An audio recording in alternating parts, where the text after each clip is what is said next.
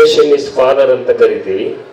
ಹಾಗೆ ಜಾನಪದ ಲೋಕದ ತಂದೆ ಎಚ್.ಎಲ್. ನಾಗೇಗೌಡರವರನ್ನ ಮನಪೂರ್ವಕವಾಗಿ ಸ್ಮರಣೆ ಮಾಡಿಕೊಳ್ತಾ ಈ ಒಂದು ಪವಿತ್ರ ದಿನ ಏನು ಜಾನಪದ ಪರಿಷತ್ತು ಮತ್ತೆ ಕರ್ನಾಟಕ ಕನ್ನಡ ಮತ್ತು ಸಂಸ್ಕೃತಿ ಇಲಾಖೆಯ ವತಿಯಿಂದ 2026ನೇ ವಿದ್ಯಾರ್ಥಿ ಜಾನಪದ ಲೋಕೋತ್ಸವದ ನಿಮ್ನೆಲ್ಲ ನೋಡ್ತಾ ಇದ್ರೆ ಹೊಟ್ಟೆ ಕಿಚ್ಚು ಬರ್ದೆ ಇನ್ನೇನಾಗುತ್ತೆ.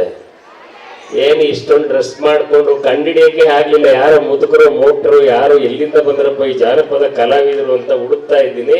ಆಮೇಲೆ ಸ್ವಲ್ಪ ದೃಷ್ಟಿ ಇಟ್ಟು ನೋಡಿದ್ರೆ ನೀವೆಲ್ಲ ನಮ್ಮ ವಿದ್ಯಾರ್ಥಿಗಳು, ಇಂದಿನ ಮಕ್ಕಳೇ. ನಾಗೇಗೌಡರು ಈ ಒಂದು ಜಾನಪದ ಲೋಕವನ್ನ ಕಟ್ಟುತ್ತಿ ಇವತ್ತಿಗೆ ಸಾರ್ಥಕ ಅಂತ ನಾನು ಹೇಳ್ತಾ ಇದ್ದೀನಿ. ಯಾಕೆ ಅಂದ್ರೆ ಜಾನಪದ ಕಲೆಯನ್ನ ಉಳಿಸಿ ಬೆಳೆಸೋದಕ್ಕೆ ನೀವೆಲ್ಲ ಸಿದ್ಧರಾಗಿ ಇವತ್ತು ಈ ಲೋಕಕ್ಕೆ ಬಂದಿರೋದನ್ನು ನೋಡ್ತಾ ಇದ್ರೆ ಬಹಳ ಸಂತೋಷ ಆಗುತ್ತೆ. ಅದಕ್ಕೆ ಚೆಲ್ಲಿದರು ಮಲ್ಲಿಗೆಯ ಹೇಳಿ ಅಂದಾದ ಚಂದಾದ ಚೆಲ್ಲಿದರು ಮಲ್ಲಿಗೆಯ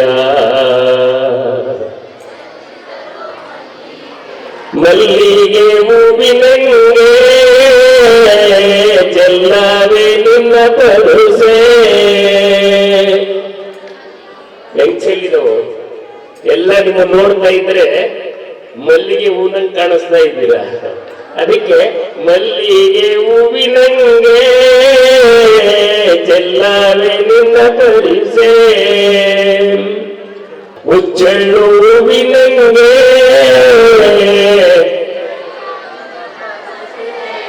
ಎಚ್ಚಾಳ ನಿನ್ನ ಪರುಸೆ, ಎಚ್ಚಾಳಗಾರ ಮೈಕಾರ ಮದುವೆ ನಮ್ಮ ಎಚ್ಚಾಳಗಾರ ಮೈಕಾರ ಮಾದಪ್ಪಂಗೆ ಎಚ್ಚಿಲ್ಲ ನಾಗೇಗೌಡರ ಪಾದದ ಮೇಲೆ ಚೆಲ್ಲಿದರು ಜಾನಪದ ಲೋಕದ ಮೇಲೆಲ್ಲ ಚೆಲ್ಲಿದರು ಮಲ್ಲಿಗೆಯ. ಬಹಳ ಸಂತೋಷ. ಇವತ್ತು ಮೊದಲನೇ ದಿನ ಪ್ರಾರಂಭ ಆಗಿದೆ, ಉದ್ಘಾಟನೆ ಆಗಿದೆ. ನೀವೆಲ್ಲ ಕಾಯ್ತಾ ಇದ್ದೀರಾ ನಿಮ್ಮ ಕಲೆಯನ್ನ ಪ್ರದರ್ಶನ ಮಾಡಲಿಕ್ಕೆ. ನಾಳೆ ಸಮಾರೋಪ ಸಮಾರಂಭನೂ ಕೂಡ ಇದೆ. ಎಲ್ಲರೂ ಕೂಡ ಶಾಂತ ರೀತಿಯಿಂದ ಭಯ ಭಕ್ತಿ ಶ್ರದ್ಧೆಯಿಂದ ನಿಮ್ಮೆಲ್ಲರ ಏನು ಕಲ್ತಿದ್ದೀರೋ ಅದನ್ನ ಪ್ರದರ್ಶನ ಮಾಡಿ ನಿಮ್ಮನ್ನ ಆಯ್ಕೆ ಮಾಡ್ತಾರೆ. ಯಾರು ಅನ್ಯತಾ ಭಾವಿಸ್ಕೊಳ್ಳದೇನೆ ಇಂದಿನ ಸೋಲು ಮುಂದಿನ ಗೆಲುವು. ಕೇವಲ ಗೆಲುವು ಸೋಲುಗೋಸ್ಕರ ಜಾನಪದ ಕಲೆ ಇಲ್ಲ. ಇದೊಂದು ಕಲೆ. 60 ಕಲೆಗಳಂತೆ ಜೀವನದಲ್ಲಿ. ಬದುಕಿನ ಕಲೆ ಬೇರೆ, ವಿದ್ಯೆಯ ಕಲೆಯೇ ಬೇರೆ.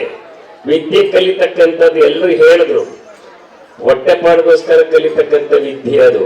ಆದ್ರೆ ಹೊಟ್ಟೆಪಾಡಿಗೆ ಅಕ್ಕಿ ಪಕ್ಷಿಗಳು ಪ್ರಾಣಿ ಮೊದಲುಗೊಂಡು ಸರ್ವ ಜೀವ ಜಂತುಗಳು ಕೂಡ ತಮ್ಮ ಹೊಟ್ಟೆಪಾಡಿಗೆ ಆಹಾರವನ್ನ ಪಡ್ಕೊಳ್ಳೋದು ಹೇಗೆ ಅಂತ ಗೊತ್ತಿದೆ, ಅವು ಪಡ್ಕೊಳ್ತವೆ.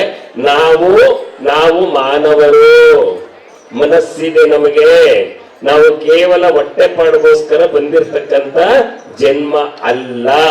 84 ಲಕ್ಷ ಜೀವರಾಶಿಗಳನ್ನ ದಾಟಿ ಮಾನವ ಜನ್ಮಕ್ಕೆ ಬಂದಿದ್ದೀವಿ. ಈ ಜನ್ಮದಲ್ಲಿ ನಾವು ಪಡ್ಕೊಳ್ಬೇಕಾಗಿರ್ತಕ್ಕಂಥದ್ದು ಜ್ಞಾನ. ಆ ಜ್ಞಾನವನ್ನ ಪಡ್ಕೊಳ್ಬೇಕಾಗಿದ್ರೆ ಮೂಲ ಎಲ್ಲಿಂದ ಪ್ರಾರಂಭ ಆಗುತ್ತೋ ಅಲ್ಲಿಂದ ನಾವು ಹುಡುಕಬೇಕಾಗತ್ತೆ. ಎಲ್ಲ ಕಾಲ ಕೆಟ್ಟೋಯ್ತು ಅಂತಾರೆ. ಕಾಲ ಕೆಟ್ಟೋಗಿದೆಯಾ? ಇಲ್ಲ. ನಿಮ್ನೆಲ್ಲ ನೋಡ್ತಾ ಇದ್ದಾಗ ಕಾಲ ಯಾವ ಕಾಲಕ್ಕೂ ಕೆಟ್ಟಿಲ್ಲ. ನಿಮಗೆ ಏನ್ ಕೊಡ್ಬೇಕು ಅಂದ್ರೆ ಎಚ್ಚರಿಕೆ ಕೊಡ್ಬೇಕಷ್ಟೇನೆ. ಆಗ್ಲೇ ಹೇಳಿದ್ರು, ಮೊಬೈಲ್ ದಾಳಿಯನ್ನ ನೀವು ಕಮ್ಮಿ ಮಾಡ್ಕೊಂಡ್ರೆ, ಅದನ್ನು ಬಿಟ್ಟು ಜಾನಪದ ಕಲೆಗೆ ನೀವು ಬಂದ್ರೆ ಸ್ವಉದ್ಯೋಗಿಗಳಾಗ್ತೀರಾ. ನಿಮಗೆ ಆಹ್ವಾನ ಇದೆ. ಶಾಲಾ ಕಾಲೇಜುಗಳಿಗೆ ನಿಮ್ಮ ಟೀಚರ್ ಆಗಿ ತಗೊಳ್ತಾರೆ. ಕಲೆಯನ್ನ ಬಿಡಬೇಡಿ, ಕಲೆಯನ್ನ ಕಲೀರಿ. ಬೇರೆ ಯಾವುದೋ ಒಂದು ಡಾಕ್ಟ್ರು, ಇಂಜಿನಿಯರು ಇನ್ನೊಂದು ಏನೋ ಆಗ್ಬೇಕು ಅಂತಕ್ಕಂಥ ಭ್ರಾಂತನ್ನ ಬಿಟ್ಬಿಡಿ, ಅದ್ರ ಪಾಡ್ಗೆ ಅದಾಗ್ಲಿ. ಆದ್ರೆ ಈ ಕಲೆಯಿಂದ ನಿಮ್ಗೆ ಏನೇನ್ ಸಿಗುತ್ತೆ ಅನ್ನತಕ್ಕಂಥದ್ದು ಪ್ರತಿಫಲವನ್ನು ವಿಚಾರ ಮಾಡಿದಾಗ ನಿಮಗೆ ಗೊತ್ತಾಗುತ್ತೆ. ನಮ್ಮ ಹಿರಿಯರೆಲ್ಲ ಮಾಡಿಟ್ಟಿರ್ತಕ್ಕಂಥದ್ದು ಒಳ್ಳೆ ಆರೋಗ್ಯ ಇದೆ ಇದರಲ್ಲಿ. ಹೋದ ವರ್ಷ ನಾವು ಮಹಿಳೆಯರಿಗೋಸ್ಕರ ಮಾಡಿದ್ವಿ ಜಾನಪದ ಲೋಕೋತ್ಸವವನ್ನ. ಈ ವರ್ಷ ಅದು ವಿಶೇಷವಾಗಿ ಯುವ ವಿದ್ಯಾರ್ಥಿಗಳಿಗೆ ಮಾಡ್ತಾ ಇರ್ತಕ್ಕಂಥದ್ದು. ಯಾಕೆಂದ್ರೆ ಇಂದಿನ ಯುವಕರು ಮುಂದಿನ ಬದುಕು, ದೇಶದ ಪವಿತ್ರವಾದ ಸೊತ್ತು ನೀವೆಲ್ಲ. ಹಾಗಾಗಿ ನಿಮಗೆ ಈ ಒಂದು ಜಾನಪದ ವಿಚಾರಧಾರೆಗಳನ್ನು ಮನಮುಟ್ಟುವಂತೆ ನಿಮಗೆ ಕೊಟ್ಟಾಗ ಅಥವಾ ಪ್ರೋತ್ಸಾಹ ನೀಡಿದಾಗ ಖಂಡಿತ ಈ ಜಾನಪದ ಕಲೆ ಉಳಿದುಕೊಂಡು ಬೆಳೆಸ್ಕೊಂಡು ಹೋಗ್ಲಿಕ್ಕೆ ಸಾಧ್ಯ ಇದೆ. ಹಾಗೆ ಸರ್ಕಾರದ ಕಡೆಯಿಂದ ನಮಗೆ ಸಾಕಷ್ಟು ಅವಕಾಶ ಬೇಕು, ಹಣದ ಸಂಪತ್ತು ಕೊಡೋಕು ಬೇಕು. ಏನ್ ಡಿಪ್ಲೊಮಾ ಕಾಲೇಜನ್ನು ಪ್ರಾರಂಭ ಮಾಡಿದೀವೋ ಆ ಕಾಲೇಜಿಗೆ ಇನ್ನಷ್ಟು ಕೊಡುಗೆಯನ್ನ ಬೇಕು. ಮತ್ತೆ ಇನ್ನು ಹೆಚ್ಚಿನ ಮಟ್ಟದಲ್ಲಿ ಮಕ್ಕಳಿಗೆ ಡಿಪ್ಲೊಮಾ ಕಲಿಸ್ಕೊಡ್ತಕ್ಕಂತಹ ಸೆಕ್ಷನ್ಗಳನ್ನ ಮಂಜೂರು ಮಾಡಬೇಕು ಅಂತಕ್ಕಂಥ ಮಾತನ್ನು ಕೂಡ ಈ ಸಂದರ್ಭದಲ್ಲಿ ಸರ್ಕಾರದ ಗಮನಕ್ಕೆ ತರುತ್ತಾ, ಆದ್ರೂ ಕೂಡ ಇದಕ್ಕೆ ಸಹಕಾರ ಸಹಯೋಗ ತುಂಬಾ ಕಮ್ಮಿ ಇದೆ ಸರ್ಕಾರದಿಂದ ಮತ್ತೆ ಸಾರ್ವಜನಿಕರಿಂದಲೂ ಕೂಡ ಇದಕ್ಕೆ ಸಾಕಷ್ಟು ಹಣದ ಹೊಳೆ ಹರಿದು ಬರಬೇಕಾಗಿದೆ.